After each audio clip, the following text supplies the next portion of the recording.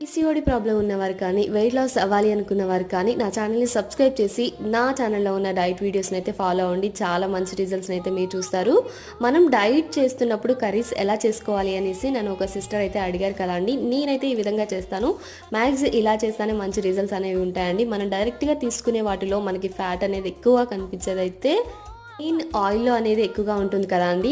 ఆ ఆయిల్ అనేది మనం ఏ ఆయిల్ తీసుకున్నా, నేను ఇక్కడైతే ఆలివ్ ఆయిల్ తీసుకున్నాను. చూసాను కదా ఎంత వేశారో. ఒక్క టేబుల్ స్పూన్ కంటే ఎక్కువ ఉండకూడదండి ఏది కర్రీ తీసుకున్నా కానీ.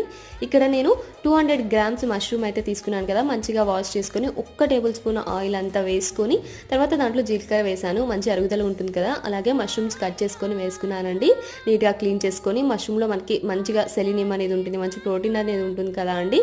మంచిగా డైట్ చేసిన వాళ్ళైతే ఈవినింగ్ డైట్‌లో chicken, mutton, mushroom, paneer, fish అలానేవి తీసుకుంటే చాలా మంచిది. Please subscribe and follow.